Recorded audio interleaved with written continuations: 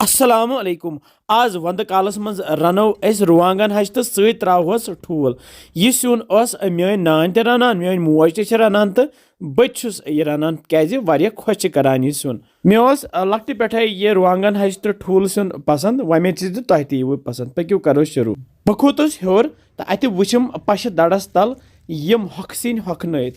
यम हॉक्सिन main मोज तो बह थवान रेत कलिस मज हॉक्नयत यमन ठेलन मज तो पत वंदस मज यम हॉक्सिन रनान। तो यह ठेल वोल मे यथ मज यम वांगन हचि, रुवांगन हचि तो बे यम अल हचि।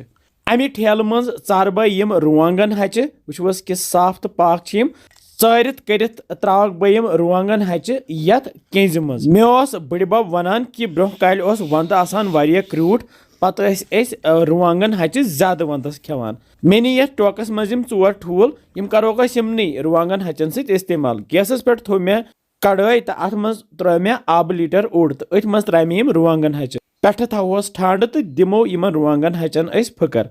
इस कालस करो यम ठूल तैयार। तो यम फुटरा बह अके अके यथ बानस मज तो त्रावस नून प्यूंत ओड, बे त्रावस मर्चवांगन चमचा अख तो लागोस वन छक दिन। अत दिमो सही पे छक। नून तो मर्चवांगन गस यथ ठूलस पूर पे रलन। असल पे यथ छक लगित थवो साइडस कुन। तो यपर यम रुवांगन हचि फकर लगित तैयार।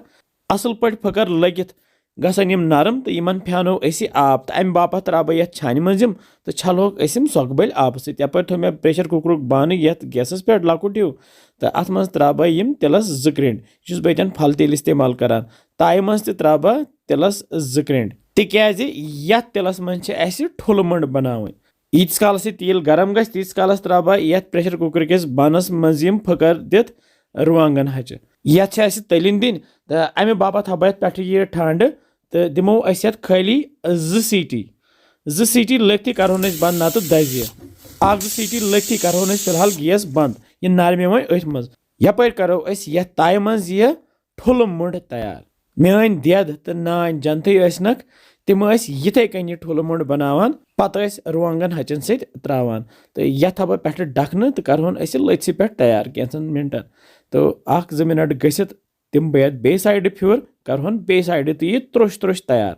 यूत काल त्रोश त्रोश गि तूत काल दिमो यमन रुवांगन हचन दब दब।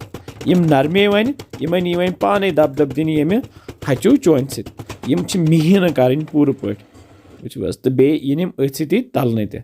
ये त्रा बह यमन रुवांगन हचन यह नून चमच ओड, बे त्रावस मर्चवांगन पाउडर चमचा अख तो बे त्रावस बादाम पाउडर चमच अख।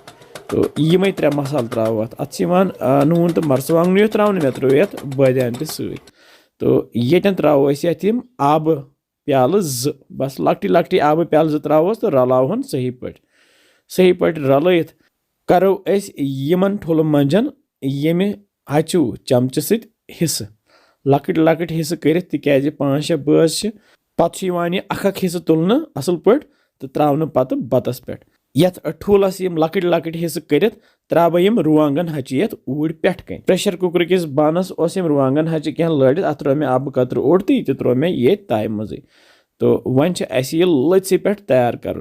तो अमि बापत थो बह यथ वन पे ढकन तो करवन 5-10 मिनटन लथि पे तैयार। यह पूरा आब गस यथ श्रपुन, यह गस खुशक खुशक रोजन। वुचव 5-10 मिनट गि तुल मे ढकन थोद तो अजुक सिन वन तैयार। वुचवस कि जबरदस्त वजुल नार हिू। तो यम ठूल तलकन यथ पे यह टमाटर लेयर। बह तुल ये हचू चमच सत यह पीस। वुचवस कि जबरदस्त माशाअल्लाह। यपर मे टोकस मज बत निमुत। अथ बतस पे त्रो अजुक सिन, बे त्रोस रुवांगन हचि ते थोड़ा सा अथ पटरत लागो यह बत मिनट तुलन तो करो बिस्मिल्लाह। वमेद तुह यह अजुक सिन पसंद आमुत। इंशाल्लाह समको बे जल्दी। बिहु रब्बस हवाले।